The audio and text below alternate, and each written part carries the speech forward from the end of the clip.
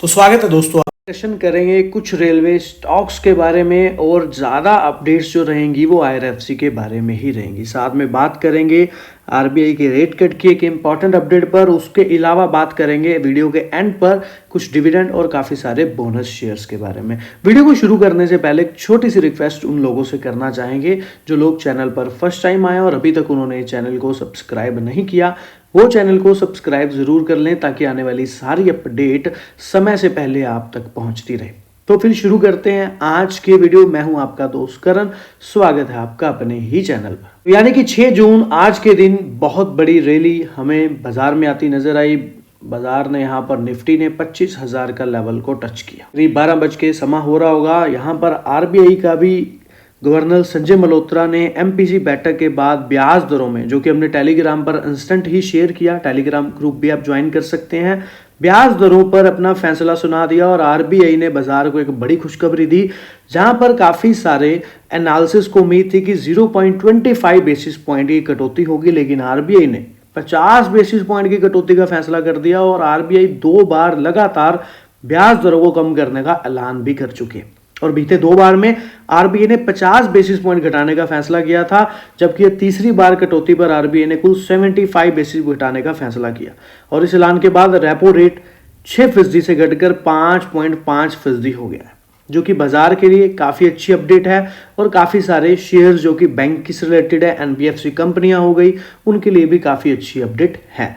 इससे एक अच्छी लिक्विडिटी बाजार में एंटर होगी या फिर बैंकिंग सेक्टर में भी कहीं ना कहीं एक अच्छा सिनेरियो देखने के लिए मिलेगा। इसके अलावा बड़ी अपडेट मैं आपको रेलवे के लिए दे दूं।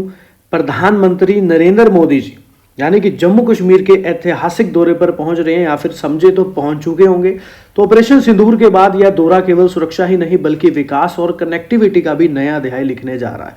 पीएम मोदी यहां कुल 46,000 करोड़ की परियोजना को राष्ट्र को समर्पित करने जा रहे हैं और पीएम मोदी चिनाब नदी पर बने दुनिया के सबसे ऊंचे रेलवे ब्रिज और देश के पहले केबल स्टे ब्रिज का उद्घाटन करेंगे, या फिर हो सकता है वीडियो स्टार्ट करते वक्त या डालते वक्त यहाँ पर जो है कर दिया हो। और बड़ी केबल्स जो है उद्घाटन करेंगे। साथ ही कटरा से श्रीनगर तक वंदे भारत ट्रेन को हरी झंडी भी दिखाकर एक नई युग की शुरुआत होगी। अच्छी अपडेट हमें देखने के लिए मिल रही है, जहां पर एक बड़ी इन्वेस्टमेंट की बात भी कही जा रही है। अगर हम कुछ सुविधाएं की बात कर लें इस वंदे भारत की, तो एंटी फ्रीजिंग टेक्नोलॉजी, यानी कि बर्फीले मौसम में भी ट्रेन रुकेगी नहीं। सब जीरो में हीटिंग सिस्टम, ठंड में भी अंदर मिलेगा गर्म आराम, 360 घूमने वाली सीटें, नज़ारे भी और आराम भी, यूएसबी चार्जिंग पॉइंट, सीट पर power on, pure veg local स्वाद वाला खाना और सफर में भी स्वाद का साथ। चिनाब ब्रिज से खुला रास्ता, कश्मीर से कन्याकुमारी तक सीधा सफर। वंदे भारत ट्रेन सेवा 7 जून से यानी कि कल से आम यात्रियों के लिए शुरू होगी और ट्रेन कटरा से श्रीनगर के बीच 4 फेरे लगाएगी। फिलहाल इनका एकमात्र स्टॉप बनिहाल में होगा और चेयर कार और एग्जीक्यूटिव क्लास दोनों श्रेणियों की सुविधा होगी और यात्रियों को शाकाहारी भोजन के साथ कुछ स्थानीय व्यंजन भी परोसे जाएंगे। तो एक काफी अच्छी अपडेट हमें यहाँ पर जो है रेलवे में देखने के लिए मिल रही है, जहां पर मोदी जी ने 46,000 करोड़ की परियोजना को राष्ट्र को समर्पित करने की बात यहां पर होती नजर आ रही है। फिर यहां पर एक और अपडेट देखने के लिए मिल रही है, वो ये है कि 43,780 करोड़ की लागत से बना है यूएसबीआरएल प्रोजेक्ट। यानी कि यूएसबीआरएल जो प्रोजेक्ट है उसमें आईकॉन की बड़ी भागीदारी की बात कही जा रही है, जो कि चिनाब पर बना है दुनिया का सबसे ऊंचा रेल पुल। हम बात हिंदुस्तान की नहीं कर रहे, बात कर रहे हैं पूरी दुनिया का सबसे ऊंचा रेलवे पुल बनाता चिनाब नदी पर नजर आया है और ये एक बहुत बड़ी अचीवमेंट है। चलिए बात कर लेते हैं कुछ रेलवे स्टॉक्स के बारे में। तो आईआरएफसी लेकर तितगढ़ तक इन 5 रेलवे शेयरों में हो सकता है मोटा मुनाफा और ब्रोकरेज हाउस की सलाह।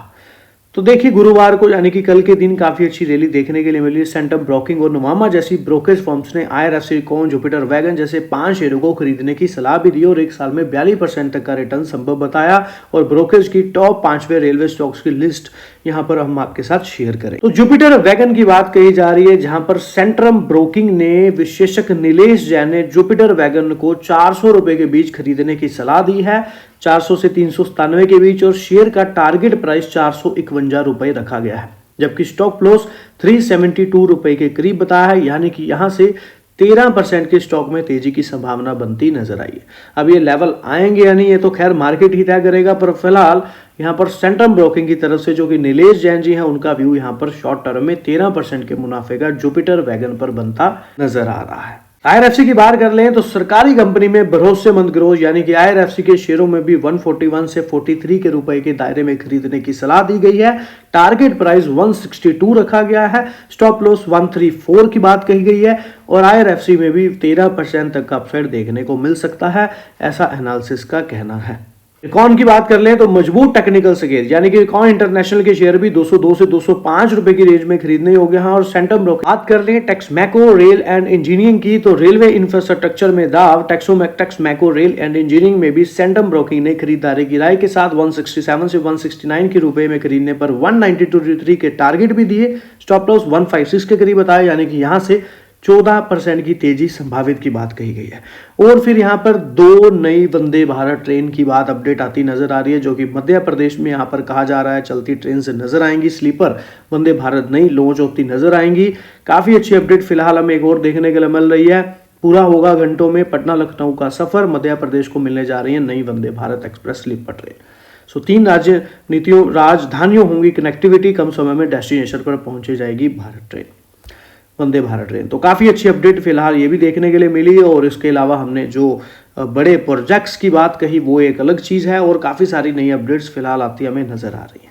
आपको पर्सनली इन स्टॉक्स पर क्या लगता है कि ये क्या आगे चल के बन सकते हैं या फिर क्या ये लॉन्ग टर्म में अच्छे हैं? यानी आप भी अपने टारगेट या अपना व्यू कमेंट में ज़रूर बता सकते हैं। जो एनालिसिस ने यहाँ पर टारगेट दिए ऐसा होगा यानी ये तो मार्केट ही तय करेगा, पर ऐसा इनका व्यू था जो हमने आपके साथ शेयर किया। लेते हैं रेलटेल के बारे में। तो महाराष्ट्र सरकार से 274 करोड़ का ऑर्डर मिलता कंपनी को नजर आया है। RailTel corporation of India limited के बात करें तो शेयरों में गुरुवार यानी कि 5 जून को 4% से अधिक की बढ़ोतरी हुई और यह उछाल कंपनी को महाराष्ट्र यानी कि मोटर वाहन विभाग से आदेश लेटर ऑफ इंटेंट LOI मिलने के बाद देखने को मिली। कंपनी ने एक नियामक फाइलिंग में भी बताया कि इस ऑर्डर का अनुमानित साइज 274.40 करोड़ है। खरीद आदेश यानी कि परचेज ऑर्डर जारी होने के अंतिम कॉन्ट्रैक्ट अमाउंट की पुष्टि होगी। इस अनुबंध के तहत रेलटेल विदर्भ कल के विभिन्न दुर्घटना, ब्लैक स्पॉट और स्वदेशी स्थानों पर 10 साल की अवधि के लिए इंटेलिजेंट ट्रैफिक मैनेजमेंट सिस्टम को डिजाइन करेगी, लागू करेगी, संचालित करेगी और उसका रखरखाव भी करेगी। और इस परियोजना को 4 सितंबर 2036 तक पूरा करने का लक्ष्य है। तो एक बड़ा जो कॉन्ट्रैक्ट है 10 साल तक का मिलता यहाँ पर नजर आया है। इसके अलावा भी बात करें तो एक खुली निविदा प्रक्रिया के माध्यम से Techno Electric and Engineering Company को अपना manage service data centre partner चुना है और यह साझेदारी राजस्व साझाकरण के आधार पर एक नई साझेदारी भी स्टॉक में होती नजर आई है और एक नया ऑर्डर भी कंपनी को मिलता नजर आया है। और टेक्नो इलेक्ट्रिक की जो डिजिटल प्लेटफॉर्म इग्नो टेक्नो डिजिटल नोएडा स्थित जमीन में 10 मेगावाट का एक डेटा सेंटर भी डिजाइन करेगी, बनाएगी, वित्तपोषित करेगी और संचालित भी करेगी। और कंपनी ने पहले भी एक व्याप्ति में स्पष्ट किया था कि यह परियोजना LOI में निर्धारित कुछ शर्तों के पूरा होने और औपचारिक समझौते पर हस्ताक्षर के अधीन है। तो यहाँ पर एक और नई अपडेट हमें रेलटेल में देखने के लिए मिलती नजर आई है, जहां पर कंपनी को 274 करोड़ का नया ऑर्डर मिला। आईआरएफसी पर एनालिसिस द्वारा काफी कुछ कहा जा रहा है। पहले उनका कहना है कि होल्ड कर सकते हैं, कम से कम 60% प्रॉफिट बुक कर सकते हैं। बाजार में पहले से ही निचले स्तर पर समेकन देखा जा रहा है, होल्ड करें लेकिन कुछ मुनाफा वसूली के साथ। 9 महीने की बात करें तो 160 से 175 रुपए का स्तर देखने को मिल सकता है। ऐसा यहाँ पर एनडीटी प्रॉफिट की बात करें तो यहाँ पर एक अपडेट निकल करके आ रही है, जहां पर महेश ओझा जी और काफी सारे एनालिसिस हैं जो यहाँ पर अपना जो है हर स्टॉक पर, काफी सारे स्टॉक्स पर अपना रिव्यू दे रहे हैं। अब ऐसा होगा या नहीं ये तो खैर मार्केट ही तय करेगा। इसके बाद समझे तो स्टॉक ने फिर दौड़ना शुरू किया, अब सीधे 225 रुपए तक जाएगा भाव। तो ऐसा क्या है जो स्टॉक को 225 तक ले जा सकता है, समझे तो इटी नाउ स्वदेश के जो खास शो में अमित भुगतानी से जो बात की गई है उनका यहाँ पर व्यू आता नजर आया है। तो चलिए समझते हैं क्या है। तो एक्सपर्ट की जो राय है वो बात करते हुए मार्केट एक्सपर्ट ने कहा है कि रेलवे सेक्टर में हाल फिलहाल में मिले सरकारी ऑर्डर, जो रिवेन्यू खर्च की बढ़ोतरी की उम्मीद की वजह से भी रेलवे कंपनी के शेयरों में तेजी देखी जा सकती है। लंबे समय तक करेक्शन और फिर कंसोलिडेशन के बाद रेलवे शेयरों में अच्छी खरीदारी देखने को मिली। एटी नाउ स्वदेश से बात करते हुए मार्केट एक्सपर्ट ने कहा कि रेलवे सेक्टर में हाल ही में मिले सरकारी ऑर्डर, पूंजीगत खर्च में बढ़ोतरी की उम्मीद की वजह से रेलवे कंपनियों के शेयरों में तेजी देखी जा रही है। लंबे समय तक करेक्शन और फिर कंसोलिडेशन के बाद रेलवे शेयरों में अच्छी खरीदारी देखने को मिली। सो मार्केट एक्सपर्ट्स ने कहा है कि मैं आईआरएफसी के शेयर खरीदने की सलाह देता हूं। 150 रुपए के टारगेट के साथ, 55 के साथ, और अगर कीमत 138 के नीचे गिरे तो बेच दें। और आईआरएफसी एक अच्छा और तेज बढ़ने वाला शेयर है जो शॉर्ट टर्म के लिए बढ़िया विकल्प है। और आईआरएफसी के शेयर हफ्ते के अंत में 160 रुपए से ऊपर बंद होते हैं तो खरीदारी और बढ़ेगी और शेयर में 200 रुपए से लेकर 225 रुपए तक पहुंचने की क्षमता है। फिलहाल इस खबर को लिखते समय रेलवे स्टॉक बिना किसी बढ़त के 140 रुपए पर ट्रेड कर रहा है, तो करीब करीब ऐसा इनका कहना है। और यहाँ पर समझे, देखिए अब ये लेवल आएंगे या नहीं ये तो मार्केट ही डिसाइड करेगा, पर ऐसा एनालिसिस का व्यू है जो यहाँ पर कह रहे हैं। इसके अलावा देखिए रेलवे शेयरों में तेजी की वजह आपको पता है सेफ्टी टेक्नोलॉजी का बढ़ता इस्तेमाल, आरटीएस और हाई स्पीड रेल प्रोजेक्ट की प्रगति, दिल्ली मेरठ कॉरिडोर की शुरुआत, पॉजिटिव खबरें हैं। EPC model railway engineering procurement construction model को तेजी से अपना रहा है और जिससे बड़े ठेके भी मिल रहे हैं। रेलवे सेक्टर सरकार की इंफ्रास्ट्रक्चर पॉलिसी का केंद्र भी बन चुका है और लगातार ऑर्डर इनफ्लो मजबूत ऑर्डर बुक शेयरों में तेजी की वजह भी बनता नजर आ रहा है। आईआरएफसी पर बात करें तो आईआरएफसी के लिए यहां पर टारगेट्स मिलते नजर आ रहे हैं, जहां पर भारतीय बाजारों ने दिन के निचले स्तरों से उभरते हुए सतर्कांत किया। 24,500 और 25,000 के बीच एक बैंड में मंडराता निफ्टी जो है नजर आ रहा है। और दिन की कार्रवाई पर टिप्पणी करते हुए एलकेपी सिक्योरिटीज के द्वारा बताया जा रहा है, वैसे तो इन्होंने आईआरएफसी पर दिया है काफी कुछ, जबकि कुछ स्टॉक्स बताए हैं, तो मेन पॉइंट पर चलते हैं स्टॉक्स के ऊपर। तो आईआरएफसी को 142 से 141 के रुपए की खरीदारी के साथ इन्होंने यहां पर बताया है, स्टॉप लॉस 136 के साथ 151 तक के टारगेट आईआरएफसी में दिए हैं, जो कि शॉर्ट पीरियड की बात हम कर रहे हैं। शेयर ने साप्ताहिक चार्ट पर एक समेकन ब्रेकआउट किया है, संभावित ऊपर की ओर रुझान की शुरुआत का संकेत देता है। साप्ताहिक और दैनिक चार्ट दोनों पर अपने जो महत्वपूर्ण 20 डे ईएमए से काफी ऊपर भी बना हुआ है, जो कि मजबूत स्पोर्ट और चल रही तेजी की भावना को दर्शाता है। आरएसआई भी दोनों सीमा से पर एक तेजी वाले क्रॉसओवर में है, जो कि पॉजिटिव गति को मजबूत करता है और तकनीकी सेटअप स्टॉक में मजबूती का संकेत भी देता है, जिसमें निकट अवधि में और अधिक तेजी की संभावना है, ऐसा इनके द्वारा एलके सिक्योरिटीज के द्वारा कहना है। बाकी ये होगा या नहीं ये तो मार्केट ही तय करेगा। चलिए बात कर लेते हैं आईआरएफसी में। पिछले कुछ वर्षों में भारत में रेलवे शेयरों में तेजी आई है, जिसका श्रेय बुनियादी ढांचे के आधुनिकीकरण, नेटवर्क के विस्तार, यात्री सेवाओं में सुधार और हाई स्पीड ट्रेनें शुरू करने के लिए सरकार के प्रयासों को आता है। वे के कई शेयरों ने न केवल मल्टीबैगर रिटर्न दिया बल्कि वास्तव में बहुत कम समय में कई गुना रिटर्न दिया, जिसके परिणाम स्वरूप निवेशकों को धन लाभ हुआ। दलाल सटलीट के सबसे चर्चित शेयर बन गए। ऐसा ही एक रेलवे स्टॉक आईआरएफसी, जिसमें भारतीय जीवन बीमा निगम की महत्वपूर्ण हिस्सेदारी देखने के लिए मिली। रेल मंत्रालय के अधीन आईआरएफसी ने जनवरी 2021 में दलाल सटरी में अपनी शुरुआत। म्यूटेड लिस्टिंग के बाद आईआरएफसी के शेयर 2 साल तक साइडवेज रहे और 2022 के अंत तक आईआरएफसी के शेयरों में तेजी आनी शुरू हुई और 2023 के मध्य तक अचानक तेजी आने के बाद इसने लोगों का ध्यान खींचा और जब इसने 50 रुपए का आंकड़ा पार कर लिया और मल्टीबैगर रिटर्न। आईआरएफसी के शेयरों में तेजी यही नहीं रुकी बल्कि शेयर में 900% की उछाल आई और आईआरएफसी के शेयरों ने 15 जुलाई 2024 को 229 रुपए का उच्चतम स्तर छुआ, जबकि आईपीओ के शेयर में इशू प्राइस 26 रुपए था। और इस मशहूर रेलवे स्टॉक में तेजी में मुनाफा वसूली देखी गई, जो अपने सर्वकालिक उस स्तर पर पहुंचने के कुछ ही महीनों के भीतर एक समय में 50% से अधिक गिर गया। देखिए मेन पॉइंट को समझें तो यहाँ पर 5 पैसा के जो सीनियर रिसर्च एनालिसिस हैं सचिन गुप्ता, उनके द्वारा यहाँ पर कुछ कहा जा रहा है मार्केट एक्सपर्ट नाउ के शो पर कि पिछले 1 साल में प्रदर्शन को देखें तो रेलवे शेयरों में काफी गिरावट आई है।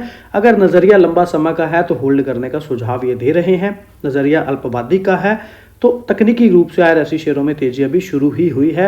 ऊपर की ओर मुझे आईआरएफसी के शेयरों में 148 से 155 रुपए के दायरे में पहुंचने की संभावना दिख रही है और स्टॉप लॉस 125 रुपए पर बनाए रखें, ऐसा यहां पर इनका कहना है। अभी ऐसा होगा या नहीं होगा ये तो मार्केट ही तय करेगा, लेकिन कहीं ना कहीं एक और बड़ी अपडेट आई है। लोकोमोटिव मैन्युफैक्चरिंग जो है रेल कार्गो में दूसरे स्थान पर, भारत बना दुनिया का सबसे बड़ा लोकोमोटिव निर्माण। रेल मंत्रालय भारत को दुनिया के अग्रणी रेलवे निर्माताओं में स्थान दिलाने के लिए मिशन मोड में काम कर रहा है।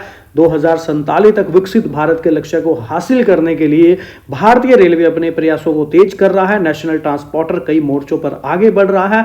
रेलवे स्टेशनों के पुनः विकास और नई ट्रेनें शुरू करने से लेकर बुनियादी ढांचे को मजबूत करना, नई लाइन निर्माण, दोहरीकरण परियोजनाएं माध्यम से रेल नेटवर्क का विस्तार करना और रेल मंत्रालय भारत को दुनिया की अग्रणी रेलवे में स्थान दिलाने के लिए मिशन मोड में भी काम कर रहा है। और इस बीच भारत दुनिया का सबसे बड़ा लोकोमोटिव निर्माता बनकर उभरा।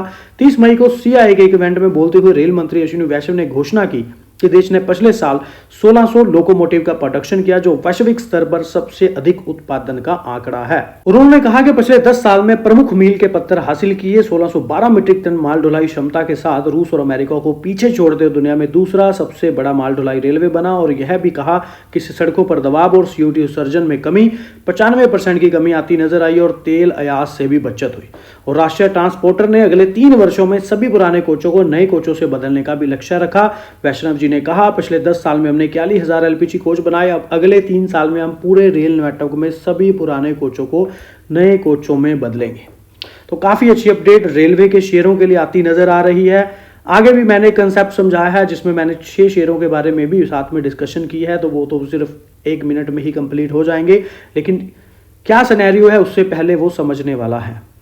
सो फाइनली काफ़ी बड़ी अपडेट्स रेलवे के स्टॉक के लिए आती हमें नजर आ रही हैं, जिसका फायदा आने वाले समय में रेलवे स्टॉक्स को मिलता नजर, क्योंकि आर्थिक मामलों को मंत्रिमंडलीय समिति ने 7,000 करोड़ रुपए की रेल और सड़क परियोजनाओं को मंजूरी दे दी है, जहां पर महाराष्ट्र में और MP में करीब 3400 करोड़ रुपए की लागत वाली मल्टी ट्रैकिंग रेल परियोजनाएं शुरू की जाएंगी, जबकि बाड़मेर से नलौर तक 4 लेन वाले राजमार्ग की अनुमानित लागत कम से कम 3653 करोड़ रुपए। तो एक बड़ी अपडेट हमें आती नजर आ रही है। केंद्रीय मंत्री रेल अश्विनी वैष्णव जी ने बुधवार को नई दिल्ली में कैबिनेट ब्रीफिंग के दौरान यहां पर अपडेट्स दी हैं, जहां पर 7,000 करोड़ से अधिक की रेल और सड़क परियोजनाओं को मंजूरी मिली है, जहां पर मल्टी ट्रैकिंग रेल परियोजनाएं शुरू की जाएंगी और 2029-30 तक पूरा होने की उम्मीद है। इसके अलावा मेन पॉइंट को समझे तो मंजूर की हुई बहु ट्रैकिंग रेल परियोजनाओं में मध्य प्रदेश में लाइन चुगनी करना, तीसरी और चौथी रेल लाइन का निर्माण करना,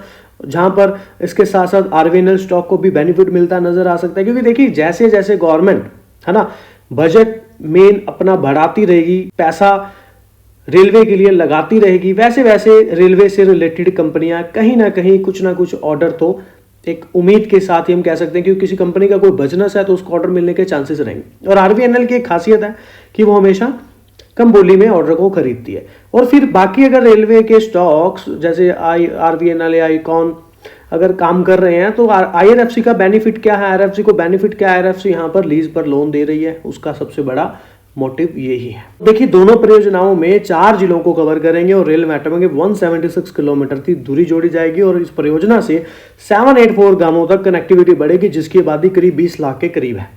अश्विनी मैशुनी के अनुसार ये कोयला, cement, clinker, gypsum, fly ash, container, कृषि वस्तु और पेट्रोलियम उत्पाद जैसी वस्तुओं के परिवहन के लिए आवश्यक मार्ग है। क्षमता वृद्धि कार्यों के परिणामस्वरूप प्रतिवर्ष 18.5 मिलियन टन यानी कि MTPA के अतिरिक्त माल यातायात होगा। तो ये भी एक बड़ी अपडेट यहाँ पर इन्होंने बताई। और एक मीडिया ब्रीफिंग के दौरान उन्होंने कहा है कि पर्यावरण अनुकूल ऊर्जा कुशल परिवहन का साधन होने के कारण जलवायु लक्ष्यों को प्राप्त करने और देश की रसद लागत को कम करने और तेल आयात यानी कि 20 करोड़ लीटर को कम करने और CO उत्सर्जन 99 करोड़ किलोग्राम को कम करने में मदद मिलेगी। तो इसी तरह से अलग अलग जगहों पर अलग अलग अमाउंट्स यहाँ पर बड़ी परियोजनाएं हमें रेलवे में देखने के लिए मिल रही है, जिसका इम्पैक्ट हमें स्टॉक्स पर भी देखने के लिए मिल सकता है। इस सही समय पर एक अपडेट हमें देखने के लिए मिली है, जबकि स्टॉक अपने चरम सीमा पर यानी कि अपने जो हैं रेजिस्टेंस के करीब इंपॉर्टेंट खड़े हैं इस समय। अगर वो होल्ड करके उसको ब्रेकआउट्स करते हैं रेलवे के काफ़ी सारे शेयर्स जो हैं, तो आगे हमें अच्छा सिनेरियो भी देखने के लिए मिल सकता है। अदरवाइज अगर वहां से डिक्लाइन होता है तो नीचे की तरफ सेलिंग का प्रेशर भी बन सकता है। दोनों ही चीजें साथ में हैं, लेकिन ये अपडेट रेलवे के लिए काफी अच्छा काम करती नजर आ सकती है, जिसका इंपैक्ट हो सकता है मंडे ट्यूसडे को ही बाजार में देखने के लिए मिले। LIC ने चुपचाप 3 नए स्टॉक जोड़ दिए, उसे क्या पता है जो हमें नहीं। तो LIC शायद ही कभी बाजार को चौंकाती है। भारत के सबसे बड़े और सबसे रूढ़िवादी संस्थागत निवेशकों में से एक रूप में यह पश्चिम नामों के साथ रहना पसंद करता है और सिर्फ बुनियादी बातों और पूर्वानुमानित नकदी प्रवाह के साथ परिपक्व व्यवसाय है। मार्च के शेयर होल्डिंग डेटा में LIC ने चुपचाप अपने पोर्टफोलियो में 3 नई कंपनियां जोड़ी हैं। सभी पहली बार शामिल की गई हैं और कोई भी आकर्षक या नई सूचीबद्ध नहीं है,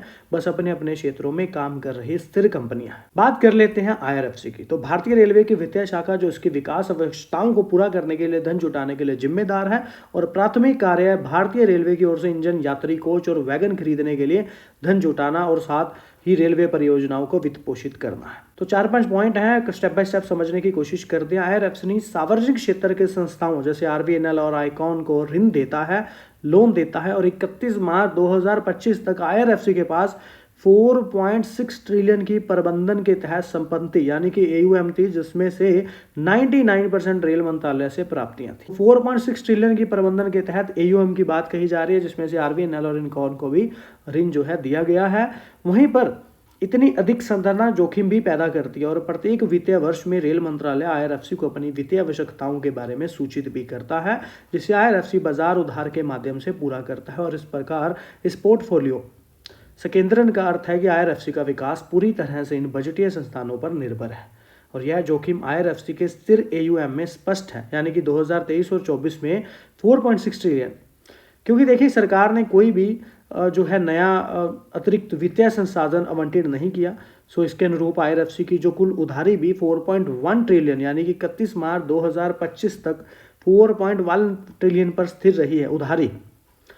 वित्त वर्ष 25 के लिए वृद्धिशील स्वतंत्र केवल 73 बिलियन था, 73 बिलियन। लेकिन वहीं पर इसी अति निर्भरता को कम करने के लिए IRFC ने उन संस्थाओं को वित्त पोषित करके विविधीकरण की योजना बना रहा है और भारतीय रेलवे के साथ आगे या पीछे का संबंध है। यह वर्तमान में इसी विविधीकरण का समर्थन करने के लिए, मतलब कि उसको अपग्रेड करने या बढ़ाने के लिए, उसका सपोर्ट करने के लिए सिस्टम और प्रक्रियाएं स्थापित कर रहा है। क्योंकि देखिए जैसे दुबे जी ने काफ़ी अच्छी स्टेटमेंट्स दी थी जो हमने आपके साथ शेयर करी थी, और स्थिर AUM के साथ IRFC की जो वित्तीय स्थिति में कोई भी वृद्धि नहीं हुई है, क्योंकि वित्त वर्ष 25 में जो शुद्ध ब्याज आए हैं वो 2% बढ़कर 67.7 बिलियन हो गई है और जो शुद्ध ब्याज मार्जिन है उसमें भी 4 आधार अंकों की वृद्धि के साथ 1.42 का सपोर्ट मिला।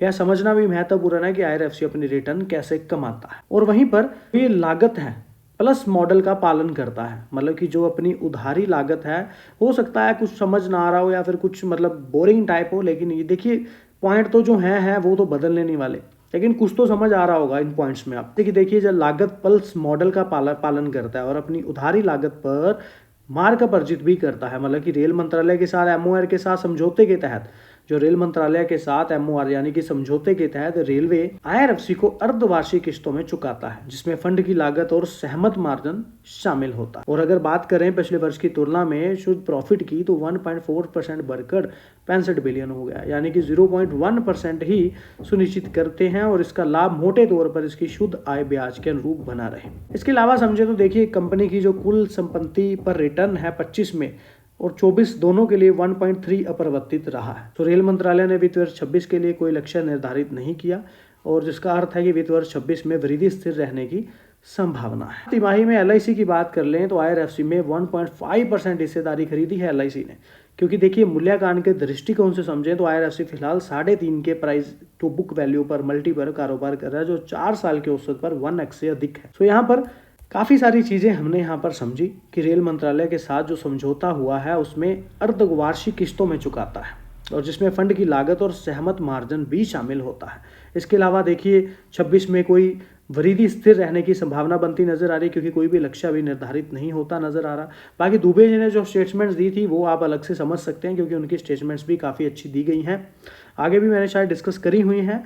इसके अलावा देखिए AUM पे हमने बात करी है कि कंपनी का इस समय उधारी बहुत है, जो कहीं ना कहीं जोखिम भी पैदा करती है। लेकिन ये अलग बात है कि फिलहाल मतलब जो समझते हैं सिस्टम को, क्योंकि भारत आपको पता है गवर्नमेंट का फोकस रेलवे पर बना रहता है, तो जिस वजह से यहाँ पर अगर गवर्नमेंट पैसा लगाती रहेगी रेलवे पर तो कहीं ना कहीं इन कंपनियों को भी बड़ा फायदा इन फ्यूचर मिलता नजर आ सकता है। दूसरा पॉइंट यहाँ पर समझे तो कंपनी हर साल करीब 2 डिविडेंड देती नजर आ रही है। 2023 में 2 डिविडेंड मिले, 2024 में 2 डिविडेंड मिले और फिलहाल 25 अभी चल रहा है तो 1 डिविडेंड देखने के लिए मिल चुका। एक्सपेक्टेशंस हैं कि आगे भी नवंबर दिसंबर या नवंबर के करीब या अक्टूबर के करीब 1 डिविडेंड और आता नजर आ सकता है। म्यूचुअल फंड की बात कर लें तो अप्रैल मंथ के म्यूचुअल फंड डाटा के अपडेट के अकॉर्डिंग 4,08,000 के स्टॉक्स का करीब चेंज हुआ है। 49 म्यूचुअल फंड ने बाय किया है, 13 म्यूचुअल फंड ने सेल किया है।